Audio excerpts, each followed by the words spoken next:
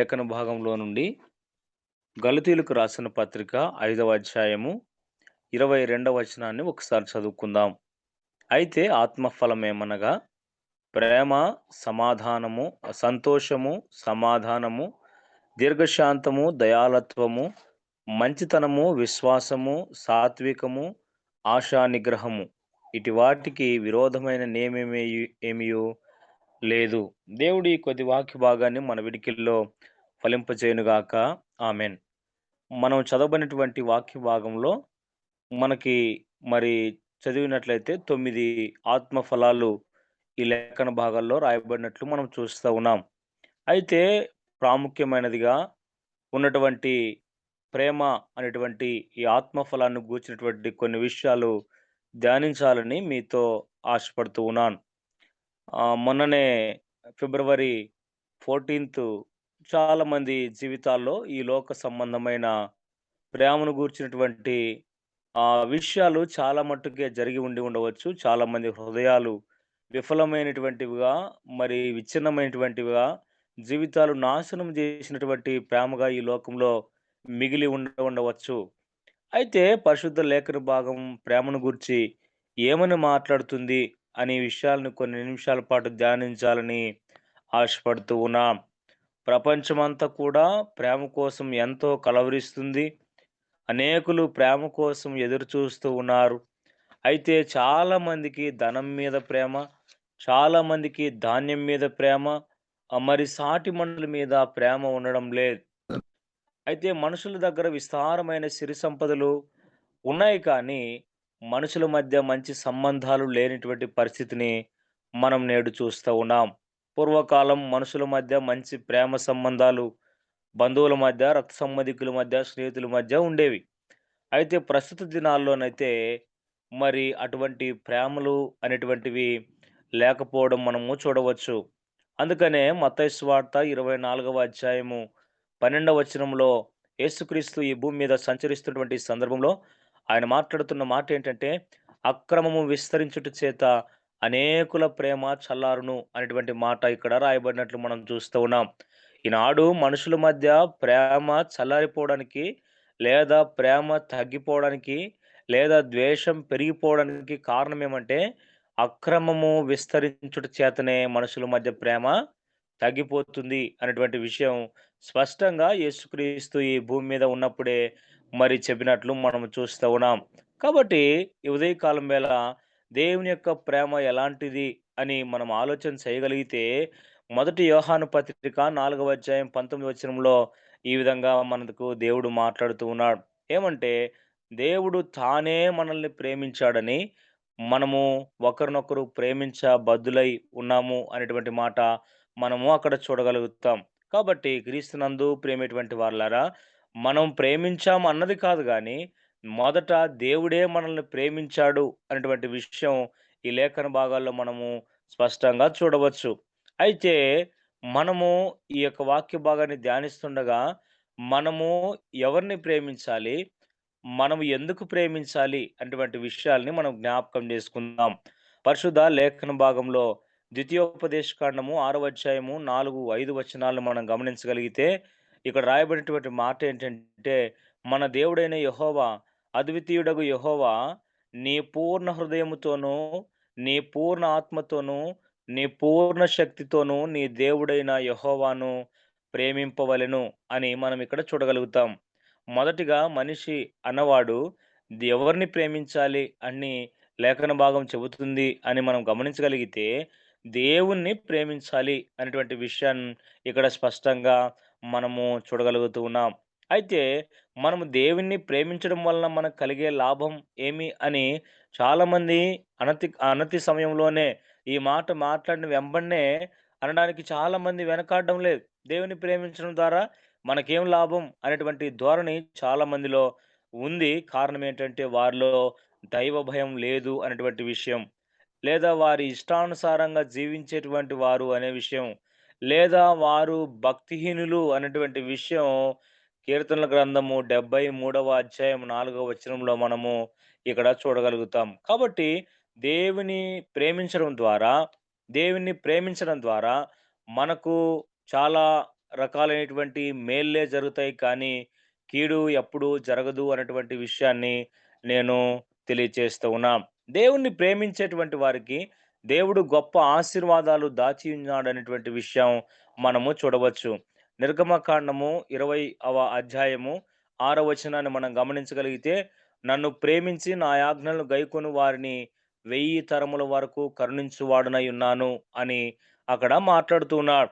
అంత మాత్రమే కాకుండా సామెతల గ్రంథము 8వ అధ్యాయం 21వ వచనంలో ఒక మాట మాట్లాడుతూ ఉన్నాడు. ఏమిటంటే, "నన్ను ప్రేమించు వారిని ఆస్తికర్తలుగా చేయుదును, వారి నిధులను నింపుదును" అనేటువంటి మాట కూడా మనం చూడగలుగుతాం. కాబట్టి క్రీస్తునందు ప్రియమైనటువంటి వాళ్ళారా, ప్రేమ చాలా గొప్పది. ప్రేమ శాశ్వతమైనది. ప్రేమ గురించినటువంటి విషయాలు చాలా గొప్పగా పరిశుద్ధ లేఖన భాగం చెబుతూ ఉంది. అది దైవ ప్రేమ, అగాపే ప్రేమ అది అనేటువంటి విషయాన్ని నేను జ్ఞాపకం చేస్తూ ఉన్నాం. అయితే మనము మొదటిగా దేవుణ్ణి ప్రేమించాలి అనేటువంటి విషయాన్ని నేను తెలియచేస్తూ ఉన్నాను. దేవుణ్ణి ప్రేమించడం ద్వారా మనకు దేవుడు గొప్ప ఆశీర్వాదాలను ఇస్తాడని, ఆయన కరుణిస్తాడని, ఆయన ఆస్తికర్తలుగా చేస్తాడని, ఆయన మన నిధులను నింపుతాడని మనము ఇదివరకు చదువుకున్నాం. అయితే మరి అబ్రహాము దేవుని మాటకు లోబడ్డాడు. ఆయనను ప్రేమించాడు. అందువలన అబ్రహాము వెండి, బంగారములు కలిగి బహు గొప్ప ధనవంతుడైనట్లు మనము ఆదికాండము 13వ అధ్యాయం 2వ వచనంలో చూడవచ్చు. అంత మాత్రమే కాకుండా మరి తద్వారా మరి ఇసాకు గారు గూడా గొప్పగా ఆశీర్వదించబడినట్లు, క్రమక్రమంగా అభివృద్ధి చెందినట్లు, ఎంత అభివృద్ధి అంటే మరి ఒకానొక సందర్భంలో ఫిలిప్పీయులు అసూయ పడేంతగా దేవుడు ఇస్సాకును ఆశీర్వదించినట్లు గూడా మనం చూడగలుగుతాం. కాబట్టి క్రీస్తునందు ప్రియమైనటువంటి వారలారా, మనము మొదటిగా దేవుణ్ణి ప్రేమించగలిగితే, తద్వారా మనము కరుణించబడతాము. మనం ఆస్తికర్తలుగా చేయబడతాం. మన నిధుల్ని దేవుడు నింపుతాడు. ఉదాహరణకి అబ్రహాము గారు, ఇస్సాకు గారి జీవితాల్ని మనము చూడవచ్చు. అటువంటి విషయం ఆదికాండము 26వ అధ్యాయం 12, 14 వచనంలో మనము చూస్తాం. అంత మాత్రమే కాకుండా 18వ కీర్తన 1వ అధ్యాయంలో 1వ వచనంలో దావీదు కూడా ఈ విధంగా మాట్లాడినట్లు మనం చూస్తూ ఉన్నాం. "యెహోవా నా బలమా, నేను నిన్ను ప్రేమించుచున్నాను" అనేటువంటి మాట దావీదు కీర్తనకారుడు కూడా మాట్లాడుతూ ఉన్నాడు. దావీదు వృద్ధాప్యం వచ్చిన వాడై మరి ఐశ్వర్య ప్రభావములు కలిగి మంచి ముదిమిలో మరణమొందెను అనేటువంటి విషయాన్ని మనము మొదటి దినవృత్తాంతాల గ్రంథము మరి 28 29 29, 28 వచనాల్లో మనము చూడగలుగుతాం. కాబట్టి క్రీస్తునందు ప్రియమైనటువంటి వాళ్ళారా, దేవుణ్ణి ప్రేమించడం ద్వారా ఆశీర్వదించబడతాము, లేదా హెచ్చించబడతాము, లేదా గొప్పగా అభివృద్ధిలోనికి మనమొస్తాము అనేటువంటి విషయం స్పష్టంగా మనకి రాయబడినట్లు మనము చూస్తాం. అందుకనే రోమీయులకు రాసిన పత్రిక 8వ అధ్యాయం 28వ వచనంలో ఒక మాట రాయబడింది. ఏమిటంటే, ఆయన సంకల్పము చొప్పున పిలువబడినటువంటి వారికి, దేవుణ్ణి ప్రేమించు వారికి సమస్తమును సమకూడి జరుగుతాయి అనేటువంటి మాట మనం చూస్తాం. కాబట్టి క్రీస్తునందు ప్రేమైనటువంటి వాళ్ళారా, ఈ ఉదయకాలం వేళ ఓ సేవకుడిగా, ఓ విశ్వాసిగా, ఓ క్రైస్తవుడిగా నీవు దేవుణ్ణి ప్రేమిస్తున్నావా అని ఒకసారి ఆలోచించాలి. ప్రేమిస్తే ఎంత మట్టుకు ప్రేమిస్తున్నావు అనేటువంటి విషయం గూడా మనలో మనం పరీక్షించుకోవాలి అనేటువంటి విషయాన్ని నేను జ్ఞాపకం చేస్తూ ఉన్నాం. ఇంకా మన జీవితాలు ఆశీర్వదించబడకపోవడం, ఇంకా శపించబడడం, ఇంకా అభివృద్ధిలోనికి రాకపోవడం, ఇంకా చాలా విషయాల్లో మన జీవితాలు మరి కుంటుపడుతున్నటువంటి సందర్భాలను మనం చూస్తున్నప్పుడు సరైనటువంటి విధముగా, సరైనంతగా మనం దేవుణ్ణి ప్రేమిస్తలేం అనేటువంటి విషయము స్పష్టంగా అర్థమవుతుంది అనేటువంటి విషయం నేను ఈ లేఖన భాగాల ద్వారా తెలియజేస్తూ ఉన్నాను. కాబట్టి దేవుణ్ణి ప్రేమిస్తే మనము ఈ విధంగా ఆశీర్వదించబడతామని, విస్తరించబడతామని, ఫలిస్తామని, అభివృద్ధిలోనికొస్తామని మనకి ఈ లేఖన భాగాలు మనతో మాట్లాడుతూ ఉన్నాయి. కాబట్టి మొదటిగా మనము దేవుణ్ణి ప్రేమించాలి అనేటువంటి విషయం జ్ఞాపకం చేస్తూ ఉన్నాం. ఇక రెండవదిగా గమనించగలిగితే మరి లేవీయులకు లేవీకాండము 19వ అధ్యాయము 18వ వచనంలో ఒక మాట రాయబడింది చూడండి. కీడు కీడుకు ప్రతి కీడు చేయకూడదు. నీ ప్రజల మీద కోపం ఉంచుకొనక నిన్ను వలె నీ పొరుగువానిని ప్రేమించవలెను అటువంటి మాట మనకి ఇక్కడ రాయబడింది. అందుకనే ఒక భక్తుడు మాట్లాడుతూ ఏమంటాడంటే, పొరుగువాని ప్రేమింతము మనము కొరతలన్నీయు ఇక తీరును మనకు తరుగుబడ్డద గుణమది మనలో త్వరతగతిని సవరించుకొందుమిక అని ఒక భక్తుడన్నాడు. కాబట్టి క్రీస్తునందు ప్రియమైనటువంటి వారలారా, మనము దేవుణ్ణి ప్రేమించిన తర్వాత మనము మన పొరుగు వాడిని కూడా ప్రేమించాలే అనేటువంటి విషయం ఈ లేఖన భాగాల్లో మనతో మాట్లాడుతూ ఉంది. కానీ నేడు దేవుణ్ణి ఎక్కువగా ప్రేమించేటువంటి భక్తులు, సేవకులు, విశ్వాసులు, క్రైస్తవులు చాలా మట్టుకే ఉన్నప్పటికీ కూడా వారు తమ పొరుగు వారిని ప్రేమించే విషయంలో కొంత విఫలమవుతున్నటువంటి సందర్భాలు అనేక సార్లు మనం చూస్తూ ఉన్నాం. కాబట్టి క్రీస్తునందు ప్రియమైనటువంటి వారలారా, సామెతల గ్రంథము 11వ అధ్యాయం 12వ వచనంలో ఒక మాట రాయబడింది. ఏమనంటే అక్కడ పొరుగు వానిని ప్రేమించువాడే దేవుని వాక్యము నెరవేర్చువాడు. తన పొరుగు వానిని తృణీకరించువాడు బుద్ధి లేనివాడు అనేటువంటి మాట మనకి ఇక్కడ రాయబడుతుంది. కాబట్టి మనం ఇంకా పొరుగు వారిని తృణీకరిస్తున్నట్లయితే మనలో దేవుని ప్రేమ లేదన్నటువంటి విషయం స్పష్టమవుతుంది. అంత మాత్రమే కాదు గానీ బుద్ధి లేనితనాన్ని మనము వ్యక్తపరుస్తున్నామన్నటువంటి విషయాన్ని స్పష్టంగా సామెతల గ్రంథకర్త మాట్లాడుతున్నట్లు మనము చూడగలుగుతాం. అంత మాత్రమే కాకుండా సామెతల గ్రంథం 14వ అధ్యాయం 12వ వచనంలో ఈ విధంగా రాయబడి ఉంది.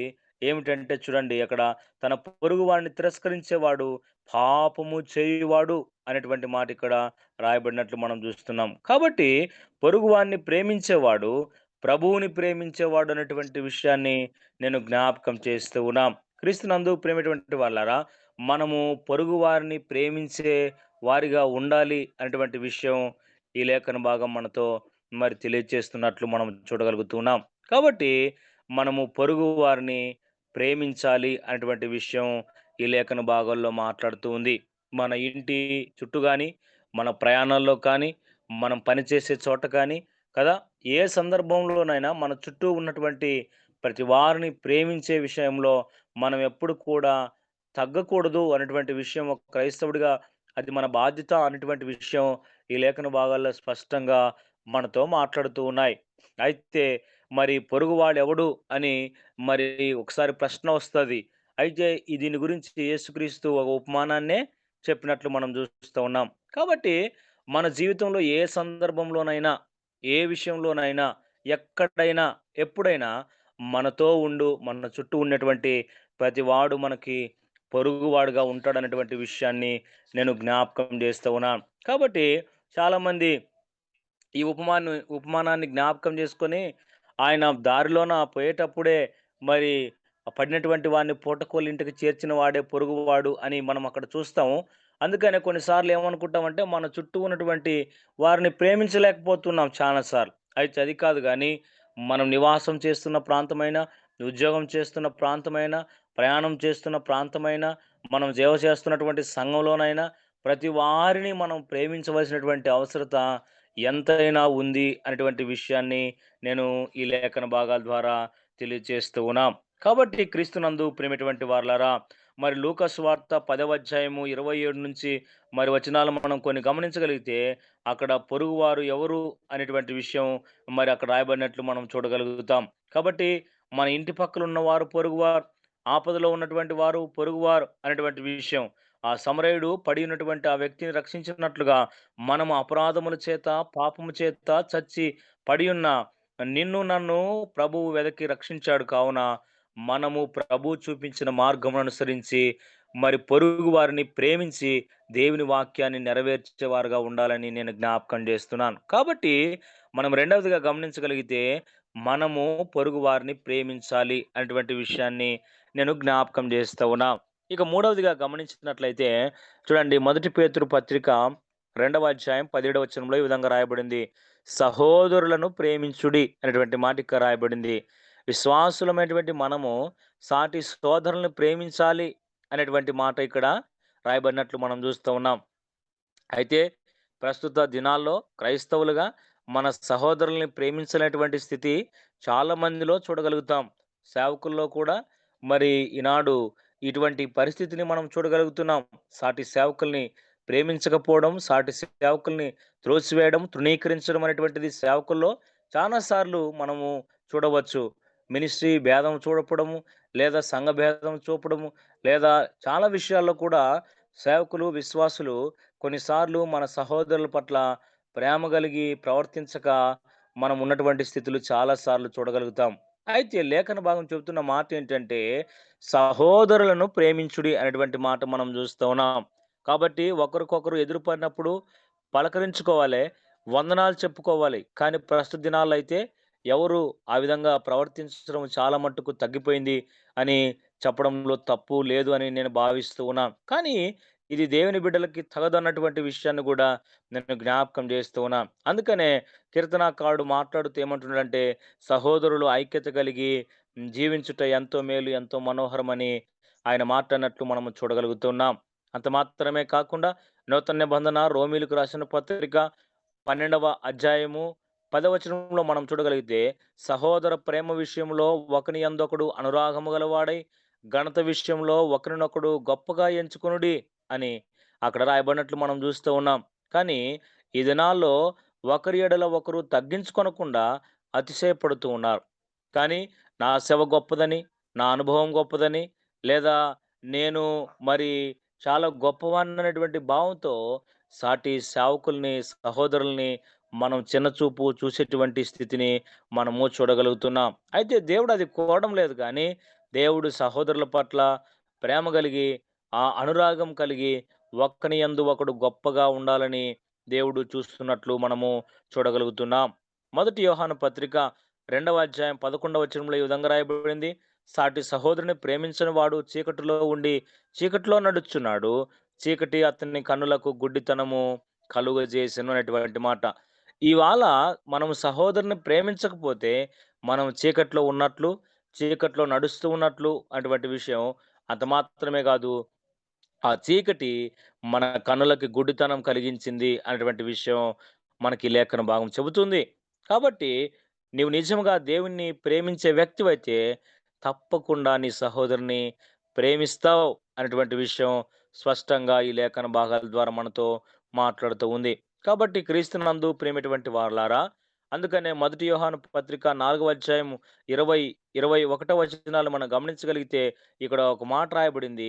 తన సహోదరుని ద్వేషించిన యెడల అతడు అబద్ధికుడగును. తాను చూచిన తన సహోదరుని ప్రేమింపని వాడు తాను చూడని దేవుణ్ణి ప్రేమించలేడు. దేవుని ప్రేమించేవాడు తన సహోదరుని కూడా ప్రేమించాలి అని ఇక్కడ రాయబడినట్లు మనం చూడగలుగుతాం. కాబట్టి క్రీస్తునందు ప్రేమేటువంటి వాళ్ళారా, మొదటిగా మనం జ్ఞాపకం చేసుకున్నాం దేవుణ్ణి ప్రేమించాలని. రెండవదిగా జ్ఞాపకం చేసుకున్నాం మనము మన పొరుగు వారిని ప్రేమించాలని. మూడవదిగా జ్ఞాపకం చేసుకుంటున్నాం మనము మన సహోదరుణ్ణి ప్రేమించాలి అనేటువంటి విషయం ఈ లేఖన భాగంలో మనతో మాట్లాడుతూ ఉంది. అయితే ఈనాడు చాలామంది క్రైస్తవులు మన లోకస్తుల్ని ఎలా గుర్తిస్తారంటే చాలామంది ఒక హిందువును తన వేషధారణ బట్టి హిందువుగా గుర్తిస్తారు. ఒక ముస్లింను కూడా అతని వేష భాషలను బట్టి ముస్లింగా గుర్తిస్తారు. అయితే మనల్ని గుర్తించడానికి, క్రైస్తవులను గుర్తించడానికి ఏంటి ప్రత్యేకత అంటే మన వస్త్రధారణ కాదు. మన వస్త్రధారణ ఎంత మాత్రము కాదు. కానీ మనము మన సహోదరుల పట్ల, మన తోటి వ్యక్తుల పట్ల చూపేటువంటి ప్రేమే మన క్రైస్తవత్వానికి ప్రతీక అనేటువంటి విషయాన్ని నేను జ్ఞాపకం చేస్తూ ఉన్నాను. కాబట్టి క్రైస్తవుని యొక్క ప్రాముఖ్యమైనటువంటి లక్షణం ఏదైనా ఉంది అంటే అది మరి దేవుని యొక్క ప్రేమను పంచడం. ఆ ప్రేమను బట్టే అనేక మంది మీరు క్రైస్తవులా అని చాలామంది చాలా సందర్భాలు అనేకుల్ని అన్నట్లు మనము చూడగలుగుతున్నాం. కాబట్టి మనము మన సహోదరుల్ని ప్రేమించాలి అనేటువంటి విషయాన్ని నేను జ్ఞాపకం చేస్తూ ఉన్నా. ఇవన్నీ మరి సాధ్యమైనంత వరకు క్రైస్తవ జీవితాల్లో జరగవచ్చు. కానీ ఇక చివరగా ఒక మాట చెప్పి నేను ముగిస్తాను. మరి పరిశుద్ధ లేఖన భాగంలో నుంచి మత్తయి సువార్త 5వ అధ్యాయం 44వ వచనంలో ఒక మాట చూడండి. మీరు పరలోకమందుండు మీ తండ్రికి కుమారులయ్యుండునట్లు మీ శత్రువులను ప్రేమించుడి. మిమ్మును హింసించు వారి కొరకు ప్రార్థన చేయుడి అనేటువంటి మాట ఇక్కడ రాయబడింది.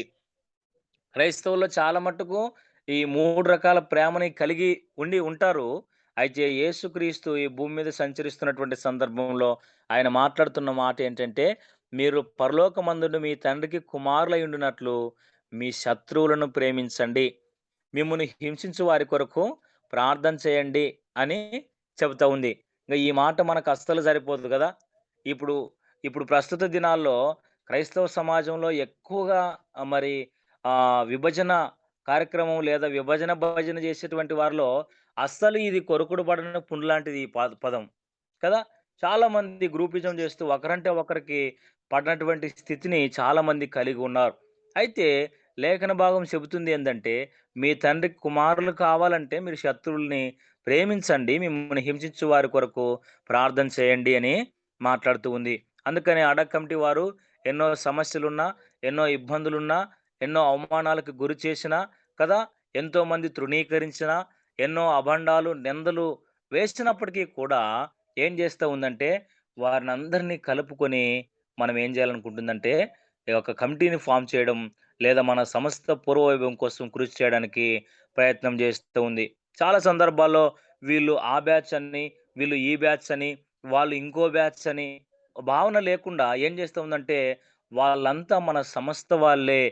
వాళ్ళందరితో కలిస్తేనే మనం పని చేయగలుగుతాం అన్నటువంటి ఉద్దేశ్యంతో విశ్వ ప్రయత్నాలు చేస్తున్నటువంటి సందర్భాల్ని మనము ఇదివరకు కొన్ని సంవత్సరాలుగా గమనిస్తూ ఉన్నాం. కాబట్టి మనము శత్రువుని ప్రేమించాలే. మనల్ని హింసించేటువంటి వారి కొరకు ప్రార్థన చేయాలి. ఇది క్రైస్తవుడులో ఖచ్చితంగా నెరవేర్చదగ్గ విషయం ఏదైనా ఉందంటే, ఇది ఖచ్చితంగా నెరవేర్చాల్సినటువంటి అవసరత, బాధ్యత క్రైస్తవుని మీద ఉంది అనేటువంటి విషయం మనం జ్ఞాపకం చేయబడుతూ ఉంది. కాబట్టి మనం అందరిని ప్రేమిస్తాం గానీ, శత్రువుని ప్రేమించాలంటే సాధ్యం గాని పని. శత్రువంటే పగ, శత్రువంటే ద్వేషం అందరికీ ఉంటుంది గానీ, క్రైస్తవునికి శత్రువంటే శత్రువులు అనేటువంటి పదం వారిలో ఉండకూడదు అని ఈ లేఖన భాగం చెబుతుంది. మనకెవరైనా శత్రువులు ఉన్న యెడల మనము మరి యేసుక్రీస్తు బిడలంగా ఉండలేమనేటువంటి విషయం ఈ లేఖన భాగంలో స్పష్టమవుతుంది. కాబట్టి మనము మన పరలోకమందున్న తండ్రికి కుమారులుగా ఉండాలంటే, మనకు అకారణంగా శత్రువులైన వారి కొరకు మనము ప్రార్థించాలే. వారి కొరకు ఎప్పుడైతే ప్రార్థిస్తామో అప్పుడు దేవుడు వారిని ప్రేమించగలుగుతామనేటువంటి విషయం మనం ఈ లేఖన భాగాల ద్వారా చూడగలుగుతున్నాం. అందుకనే యేసుక్రీస్తు ఈ లోకంలో మరి సిలువ వేయబడినటువంటి సందర్భంలో మరి తనని కొట్టి, హింసించి, మరి సిలువ వేసినటువంటి వారి కొరకు ఆయన మరి ప్రార్థన చేసినట్లు మనము చూడగలుగుతూ ఉన్నాం. కాబట్టి తద్వారా దేవుడు మనకు ఒక మార్గాన్ని, ఒక మార్గదర్శకత్వాన్ని మనకి చూపినట్లు ఈ లేఖన భాగాల ద్వారా జ్ఞాపకం చేసుకోవాలని నేను ప్రభువు పేట మనవి చేస్తూ ఉన్నాను. కాబట్టి శత్రువుల్ని క్షమించాలి. శత్రువుల కొరకు ప్రార్థన చేయాలి. హింసించేటువంటి వారి కొరకు ప్రార్థన చేయాలి అనేటువంటి విషయాన్ని ఈ లేఖన భాగం మనతో మాట్లాడుతున్నట్లు మనం చూడగలుగుతున్నాం. మొదటి సమూయేలు గ్రంథము 24వ అధ్యాయము 4-11 వచనాలు, 18 వచనాన్ని మనం జ్ఞాపకం చేసుకుంటే, సౌలు మరి దావీదుని గురించి అక్కడ రాయబడినట్లు మనం చూడగలుగుతున్నాం. చంపజూసినటువంటి అనేక సార్లు దావీదు తప్పించుకొని వెళ్ళిపోయినట్లు లోకంలో మనము ఆ యొక్క అరణ్య ప్రాంతంలో మనము చూడగలుగుతాం. అయితే ఒకానొక సందర్భంలో మరి సౌలే మరి దావీదు చేతికి చిక్కినట్లు మనం చూస్తూ ఉన్నాం. చాలామంది అనుకున్నారు ఇంకా అయిపోయిందిరా సౌలు పని. ఇక చచ్చిపోతాడు ఇంగ అనుకున్నారు. ఇంక చంపేస్తాడు దావీదు అనుకున్నాడు. ఎందుకంటే దావీదుని ఒక్క చోట ఉండనీయలేదు సౌలు. ఒక్క ప్రాంతంలో తిరగలేదు దావీదు. అందుకనే ఒకసారి సౌలు గుహలో ఉన్నప్పుడు దావీదు ఆ ప్రాంతాన్ని వెళ్ళినప్పుడు ఇక అన్నారు దావీదుతో ఏమన్నారు జనాలంటే, "నీ శత్రువుని నీ చేతికి దొరికిపోయినాడు. ఇది యెహోవా చెప్పినటువంటి దినము" అని అన్నారు. అయితే దావీదు ఏం చేసినాడో తెలుసా? సౌలుని చంపకుండా పై వస్త్రపు చెంగును మాత్రమే కోసి, అది కోసినందుకు కూడా చాలా బాధపడ్డాడాయన. అర్థమైందా? కాబట్టి సౌలు సౌలుకు దావీదు ఎదురుపడినప్పుడు, "నిన్ను చంపక నీ వస్త్రపు చెంగును మాత్రమే కోసితిని గనుక, నా వలన నీకు కీడు ఎంత మాత్రము రాదు" అని చెప్పినాడు. అందుకు సౌలు బిగ్గరగా ఏడ్చి, "యెహోవా నీ చేతికి నన్ను అప్పగింపగా, నన్ను చంపక విడిచినందుకు ఈ దినమున నీవు నాకంటే నీతిపరుడవు. ఒకనికి నా శత్రువు దొరికిన యెడల మేలు చేసి పంపివేయునా? నీవు నాకు చేసిన దానిని బట్టి యెహోవా ప్రతిగా నీకు మేలు చేయునుగాక" అని ఆయన మాట్లాడినట్టు మనం చూస్తున్నాం. కాబట్టి దావీదు తన శత్రువైనటువంటి సౌలుని క్షమించి మరి ఆయన్ని దాడి చేయక, చంపక వదిలిపెట్టినటువంటి సందర్భం మనం చూస్తూ ఉన్నాం. యేసుక్రీస్తు మీద దాడి చేసినటువంటి మోకని యేసుక్రీస్తు సిలువలో క్షమించి ప్రార్థించినట్లు మనం చూడగలుగుతాం.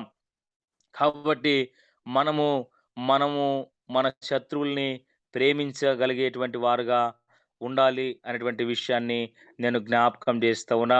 కాబట్టి క్రీస్తునందు ప్రేమేటువంటి వారలారా, లూకా సువార్త 6వ అధ్యాయం 35వ వచనంలో ఈ మాట రాయబడింది. చివరగా చెప్తాను. మీరైతే ఎట్టి వారిని గూర్చి అయినను నిరాశ చేసుకొనక, మీ శత్రువులను ప్రేమించుడి, మేలు చేయుడి, అప్పియుడి, అప్పుడు మీ ఫలము గొప్పదయ్యుండును అనేటువంటి మాట మనం చూడగలుగుతాం. కాబట్టి ఈ యొక్క ఉదయకాలం వేళ ఆత్మ ఫలములలో మొదటిదైనటువంటి ప్రేమను గురించి మనం ధ్యానించాం. అయితే ప్రేమను గురించి ధ్యానిస్తుండగా మనతో దేవుడు మాట్లాడినటువంటి 4 విషయాలేంటంటే, మనం మొదటగా దేవుణ్ణి ప్రేమించాలి అనేటువంటి విషయం ఈ లేఖన భాగాల్లో మనతో మాట్లాడింది. రెండవదిగా మనము మన పొరుగు వారిని ప్రేమించాలి అనేటువంటి విషయం మనతో బైబిల్ మాట్లాడుతూ ఉంది. మూడవదిగా మన సహోదరుని ప్రేమించాలి అనేటువంటి విషయం మనతో బైబిల్ మాట్లాడుతుంది. నాలుగవదిగా గమనించినట్లయితే మన శత్రువుని సైతం ప్రేమించాలి అని బైబిల్ మాట్లాడుతూ సరైనటువంటి ఆధారాలతో, సరైనటువంటి ఉదాహరణలతో దేవుడు మనతో మాట్లాడుతున్నటువంటి విషయాన్ని గమనించి మన జీవితంలో ఇది మొదలుకొనైనా మనము అందరినీ ప్రేమించగలిగేటువంటి మనస్సు కలిగి మనము దేవుని యొక్క ప్రేమలో ముందుకు కొనసాగేవారుగా ఉండాలని దేవుడు ఆశపడుతూ ఉన్నాడు. అట్టి కృప మనకును, సకల పరిశుద్ధులకు, మన సంస్థలో ఉన్న సేవకులకు, నాయకులకు అనుగ్రహించునుగాక. ఆమేన్. ఆమేన్.